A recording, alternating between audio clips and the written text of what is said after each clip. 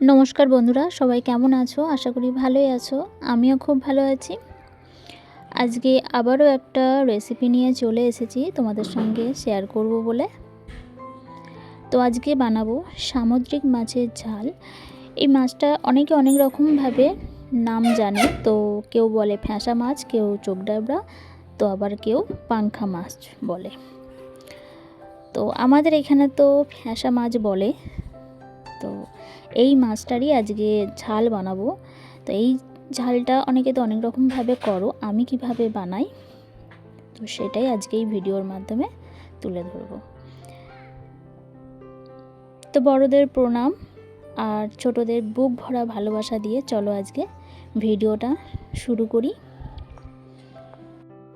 শীতের দিনে বা শীতের দুপুরে বা রাতে যদি গরম গরম ভাতের সঙ্গে এরকম একটা মাছের রেসিপি থাকে তাহলে আর অন্য কিছুর প্রয়োজন হবে না।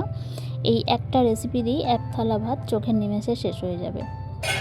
তো যারা সামুদ্রিক মাছ খেতে পছন্দ করে না, যদি এইভাবে একবার ঝাল করে খাওয়াও তো আশা করি সবার ভালো লাগবে। তো চলো দেখিনি এই মাছের ঝাল বানাতে কি কি লাগছে। দেখুন নিয়ে নিয়েছি এই ফ্যাঁসা মাছের একটা ফ্যাঁসা মাছ, এটাকে দু টুকরো করে নিয়েছি, কেননা গোটা রাখলে অনেকটাই বড় হয়ে যাচ্ছে, সেই জন্য আমি দু টুকরো করে নিয়েছি। তো আমি তো আমার পরিমাণ মতন মাছ নিয়েছি, তোমরা তোমাদের পরিমাণ মতন মাছ নেবে। তো মাছটাকে আমি দেখো নুন আর হলুদ ভালো করে মাখিয়ে নিচ্ছি। মাখিয়ে নিয়ে একটু কিছুক্ষণের জন্য রেস্টে রাখবো। এদিকে নিয়ে নিয়েছি কিছু মশলা, সেগুলোও চলো দেখে নাও। নিয়ে নিয়েছি মানে কুচিয়ে নিয়েছি পেঁয়াজ কুচি, ধনেপাতা কুচি, টমেটো কুচি, কাঁচা লঙ্কা কুচি। তো কাঁচা লঙ্কাটা তো আমি আমার পরিমাণ অনুযায়ী ঝাল নিয়েছি, তোমরা তোমাদের পরিমাণ অনুযায়ী নেবে। নিয়েছি রসুন বাটা আর আদা বাটা। বাটা বলতে আমি তো গ্রেট করে নিয়েছি, তোমরা চাইলে বেটে নিতে পারো। এই মশলাগুলো যেগুলো আমি কুচিয়ে নিয়েছি সেগুলো তোমরা চাইলে সব কটা মশলা একসঙ্গে গ্রাইন্ডারে দিয়ে একবারে পেস্ট করে নিতে পারো, তাতেও কিন্তু স্বাদটা খুব সুন্দর হয়। তো আমি তো আজকে কুচিয়ে নিয়েছি। এদিকে আমার মশলাটা রেডি। আমি এদিকে একটা কড়াই বসিয়ে দিয়েছি গ্যাসের ওপরে গরম হতে। তো কড়াইটা গরম হতে দেখো দিয়ে দিলাম পরিমাণ মতন তেল। আমি ব্যবহার করেছি সর্ষের তেল, কেননা আমার যেন সর্ষের তেলটাই ভালো লাগে, বিশেষ করে এরকম মাছের ঝাল একটু সর্ষের তেলে রান্না করলেই যেন স্বাদটা ভালো লাগে। তো আমি নিয়ে নিয়েছি পরিমাণ মতন সর্ষের তেল। তেলটা গরম হয়ে গেছে, এবার একটু কড়ার চারিদিকে নাড়িয়ে চাড়িয়ে নিলাম। তারপর দিয়ে দিলাম ওই নুন হলুদ মাখা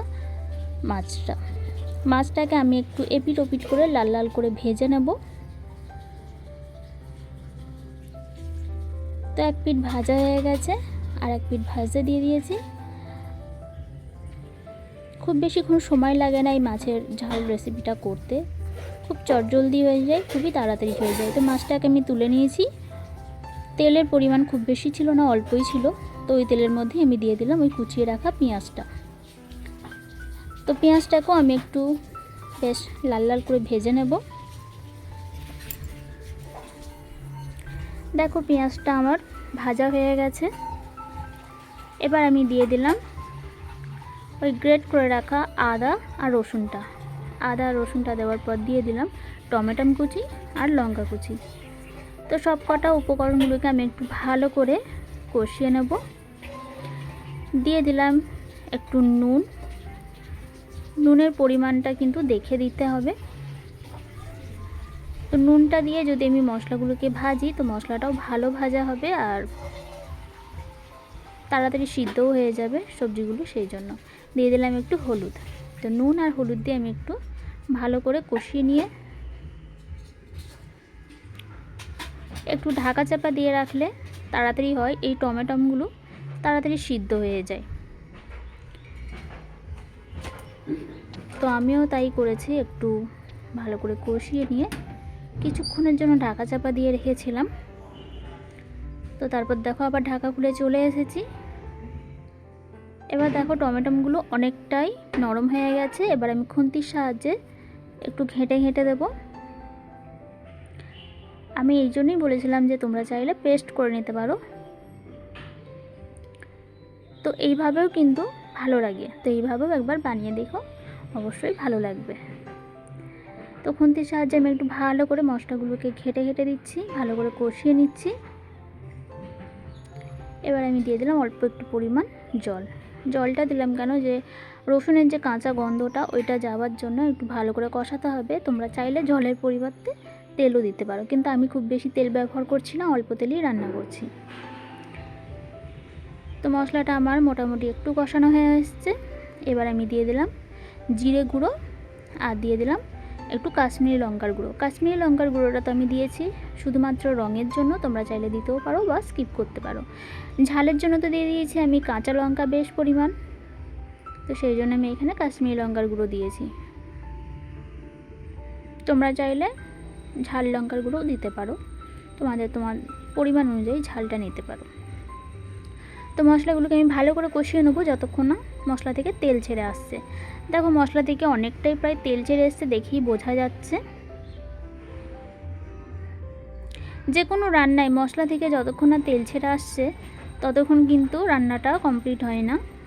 যখন দেখবে মশলা থেকে তেল ছেড়ে আসছে তখনই বুঝে নিতে হবে মশলাটা কষানো হয়ে গেছে। এবার আমি দিয়ে দেবো পরিমাণ মতন ঝোল। তো আমি তো একটু মাছের ঝালটা একটু ঝোল ঝোল মতন রাখবো, তোমরা চাইলে তোমাদের পরিমাণ মতন জল কম বেশি করে নিও, শুকনো শুকনো করলে সেই পরিমাণ মতো জল নিয়ে নেবে। তো জল দিয়ে দিয়েছি, এবার ফুটতে দিয়েছি, ফুটে যেতে দেখো এবার আমি দিয়ে দেবো মাছের পিসগুলো। তো আমার পুরনো বন্ধুরা তো আছোই আমাকে সাপোর্ট করার জন্য, তোমাদের সাপোর্ট ভালোবাসা আশীর্বাদে আমি এত দূর পৌঁছেছি। তোমাদেরকেও অসংখ্য ধন্যবাদ, অনেক অনেক ভালোবাসা, এইভাবে পাশে থেকো, সাথে থেকো। আর যারা আমার নতুন বন্ধু আজকে প্রথমবার আমার চ্যানেলে ভিজিট করেছো তোমাদেরকেও অসংখ্য ধন্যবাদ, অনেক অনেক ভালোবাসা। আজকের রেসিপিটা যদি দেখে ভালো লাগে অবশ্যই চ্যানেলটাকে সাবস্ক্রাইব করে নেবে আর পাশে থাকা বেল আইকনটা প্রেস করে অল নোটিফিকেশনটা অন করে দেবে, তাহলে আমার নতুন নতুন ভিডিও সবার আগে তোমাদের কাছে পৌঁছে যাবে। তো দেখো মাছটা দিয়ে এপিট ওপিট করে নিয়ে একটু ধনেপাতা দিয়ে দিয়েছি, তারপর কিছুক্ষণের জন্য ঢাকা চাপা দিয়ে রেখেছিলাম, ফুটে যেতে দিয়েছি। তো ঝোলটা অনেকটাই কমে এসেছে আর রান্নাটাই প্রায় হয়ে এসেছে। তো আমি তো একটু ঝোল ঝোল রাখবো, তো সেই জন্য আমি এই অবস্থাতেই নামিয়ে নেবো। এবার আমি একটা জায়গায় তুলে নিচ্ছি।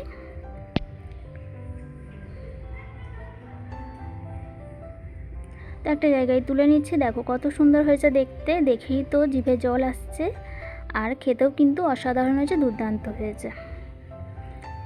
অবশ্যই বন্ধুরা একবার ট্রাই করে দেখবে, আশা করি ভালো লাগবে। শীতের দিনে এরকম একটা যদি মাছের রেসিপি থাকে আর কিছু চাই না। তো আমার সম্পূর্ণ ভিডিওটা এতটা ধৈর্য সহকারে দেখার জন্য সবাইকে অসংখ্য ধন্যবাদ, অনেক অনেক ভালোবাসা। এইভাবে পাশে থেকো, সাথে থেকো। আর আজকের রেসিপিটা সবার কেমন লাগলো অবশ্যই একটা কমেন্টের মাধ্যমে জানাতে ভুলো না। তোমাদের কমেন্ট পড়তে আমার খুব খুব ভালো লাগে, আর তোমাদের কমেন্ট আমাকে উৎসাহ দেয় নতুন নতুন ভিডিও দিতে। তাই আজকের রেসিপিটা সবার কেমন লাগলো অবশ্যই জানাবে। দেখা হচ্ছে পরের একটা ভিডিও, ততক্ষণ টাটা, ভালো থেকো, সুস্থ থেকো।